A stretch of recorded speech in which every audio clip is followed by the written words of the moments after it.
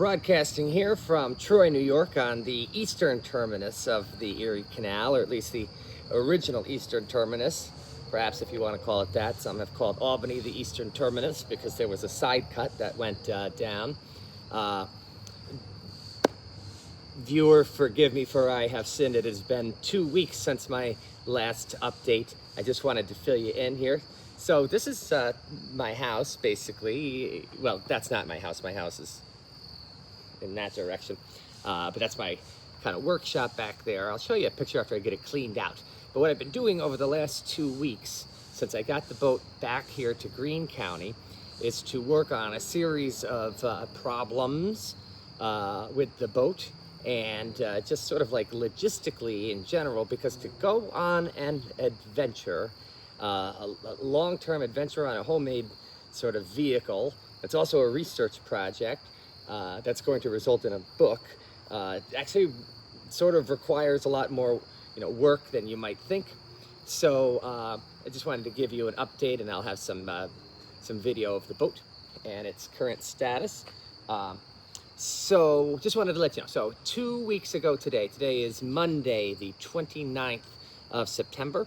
My friend Andrew drove me and my dilapidated trailer and my over-capacity filled boat back to Greene County, which is about 30 miles south of Troy, where I am now, about 30 miles south of the eastern terminus of the Erie Canal, which is where my parents live, and they've got about 10 acres of land. So that was a good place for me to be able to take the boat out, take my personal possessions out of the boat, and kind of bring it back down so it's just a shell, so that I can take off a bunch of stuff that I didn't need, address any issues with the hull, which appeared to be zero, and then also deal with some other problems with the boat, which is going to take some time. But before I could do that, I had to get healthy. I really had this bad chest cold that had gone on for like weeks and weeks, and I was extremely exhausted. So it was about the first week of being back, I would say, was just a lot of sleep, hot baths to kind of open myself up. But it was really important, I thought, for me to get sort of like physically better before I could, sort of take the time to concentrate on improvements to the boat and to other things. I also had to sort of rescue my Jeep from Armory Garage, where it was undergoing warranty-covered repairs for the 15th time since I've started leasing this thing. It's got less than 20,000 miles, and it's been in the shop over and over again. Kind of clean up my house, get my cats acclimated to me again, so they would come back at night, when I call them, because they like to go outside.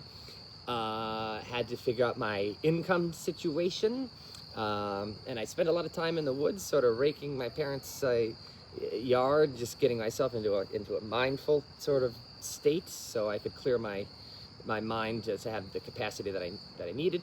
Figuring out ways to get data off of my computers, laptops, iPads, Mac, phone things, in order to record more videos and be able to upload things, and organize my personal possessions. Oh geez, what else? A lot. Just clean up my yard. I know there's more stuff that I can think about then. Now though, about 2 weeks have gone by, taking care of a lot of those problems, and now I can think about what to do on a going forward basis. I learned in Brewerton, when my gas motor was blinking a red light and somebody said a storm is coming, and then my electric motor stopped working, I said, that's 3 problems. That's too many problems to deal with at once. And so I've sort of developed that into almost a mantra, 2 problems. I want to deal with 1 problem at a time, at most 2 problems at a time. Sometimes you can't help but have at least 2 problems. But I like to pigeonhole silo off those problems and focus on them. And the number 1 problem was first my physical health. And then I dealt with those other problems, and now I can think about the next steps, which are to go back out the Erie Canal, this time probably via truck, and or bike in order to see the remains of the old canal, which do not follow the same track as the current barge canal, which was built in started to be built in 1900, and bypassed a lot of. So the original canal, the idea was it was literally a ditch. They did not follow rivers. They didn't have the ability to, scoop out boulders and dredge with. They didn't have steam equipment to do that kind of thing. So they dug a ditch all along. A lot of times you'd have here's the river, and then you just have a ditch that's about a mile or so, beneath it, or 15 miles beneath it, and mules would pull the stuff. When they decided to expand it, for the third time in 1900, to allow for barges and tankers and big ships, they could not follow the path of the original Erie Canal because it went right through the middle of a lot of the cities that Schenectady, Utica, and it just would have been too big. They would have had to destroy, the center of these cities. So what they did was they decided to canalize a lot of these rivers, the Seneca River, the Mohawk River, etc., and then they just kind of like attach them by digging sort of ditches between them. And so as a result, if you take the canal today, like I did, you go near a lot of the big cities, you go through some of the original canal, but you miss a lot of the original canal. And so I want to go back and be able to see that stuff, and also have the ability, because I'm not on a boat piloting the boat, 6 hours a day, to be able to go to the local library, museum, talk to the local historian, etc. So I've got to plan how to do that within the next month. And I want to put the boat back in the water on the Hudson, go down maybe to Kingston, maybe as far as Poughkeepsie. I really enjoy the Hudson River. The leaves are turning. So I want to make a few more improvements, get it out on the water again a few more times. While it's out of the water, fix the trailer, because if I can get the trailer to a spot where I can easily myself take the boat in and out of the water, that's going to be a lot easier to continue this trip to New Orleans, because there's several places, Oneida Lake being one, the spot between Tonawanda and the top of the Allegheny River that is not connected by any sort of water source, where I might want to take the boat out and just ship it for 22 miles or 30 miles to get to the next navigable waterway. So if I can do that myself, because I have a workable trailer and maybe some sort of a hydraulic system to pull it out, that would be a big improvement.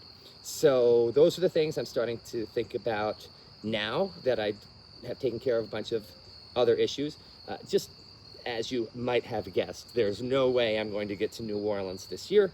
I could have just taken the boat and continued with its dilapidated state until it sank, or I had to take it out of the water because I was completely destitute or it was broken. But then I would have been in a place where I had no help, and would have ended up with the boat being destroyed. So I think this was the smart way to do it. I'm living to fight another day, and I just got to say, this is my 14th boat. I've been doing this kind of stuff for like 19 years. If there's one thing I've kind of learned over the years, it's that it does not always help to keep smashing in one direction. That's not working, when you might want to just back up a little bit, get a view of what your options are, make a lateral move, and get around the obstacle that was in your way, even if that takes a few weeks or months. In the grand scheme of things, that's not a very long time. And it's good not to be so sort of obsessed with one goal that you railroad yourself into destitution just to make that happen. So here, I'll show you some pictures of the boat and the situation that the boat is in down at my parents' house. Again, thanks for following, and I'll give you some updates soon. Thanks. And one other thing.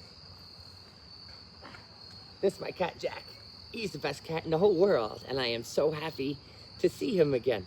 And I wish there was a way I could bring him on my next trip with me. You doing good, Jack? All right, take care, everybody.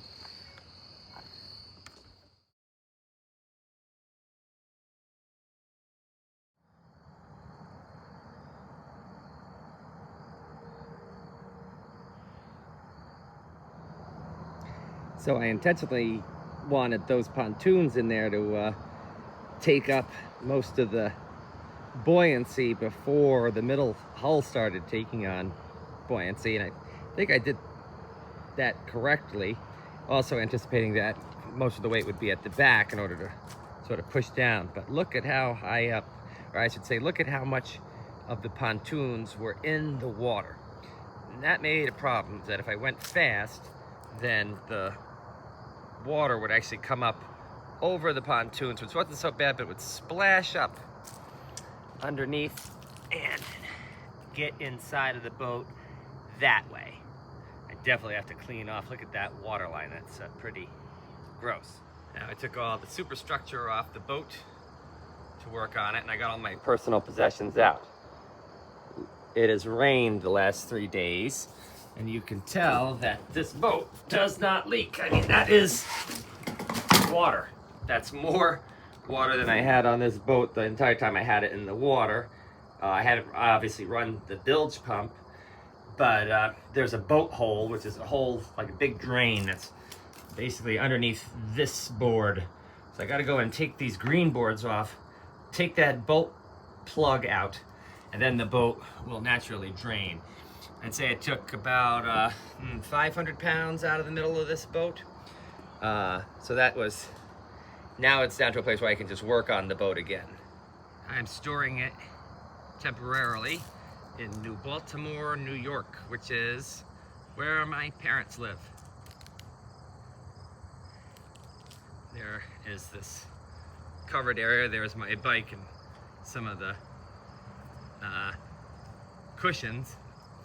I've been able to use my parents' truck to take the boat in and out. I just want to point something out here, which is, let's see. Here is some of the stuff that I had on the boat. I definitely did not need 7 batteries, 2 trolling motors. In fact, at the end of the day, I would say that about 75% of the equipment that I had on the boat, I did not need, and simply added about 600 pounds. Very lucky to have access to my parents' house. This was my grandparents' house, and the nice part is that over the last 15 years, this back sort of area has been under development, and I'm going to be able to store it over here over the next few months to work on it. Over the years, I've built 14 boats, sometimes from scratch, other times from other boats, and periodically my parents make me cut them up and get rid of all the garbage that is sort of left over. But the nice thing is here, at least I'll have some space and some an electrical outlet that I can use to work on stuff. In the meantime, since I wanted to get the boat back down to scratch and then rebuild it from there, so I took off.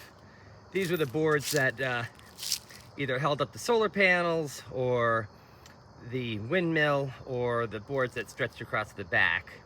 So all this stuff is salvageable. I look at it like Lego pieces. I'm just gonna probably put it back together in a different configuration. Number one thing being that when it rains, the water glides off the boat instead of going into the middle of the boat. From a writing and mental health perspective, I am, the last 2 weeks I've kind of been spending just back here in the woods. There's a little cabin back here where I can do some writing. It's got a wood stove. And yeah, I'm looking forward to having reasons to sort of be back here as I reacclimate back into society for a few months and get a job and make some money and do some repairs. It's starting to smell like falling leaves, homecoming football games, sitting on a front stoop and waiting for kids to come by in Halloween costumes. this period that's right at the end of summer, but before the beginning of fall. Well, I guess I would call it the cusp of summer and fall.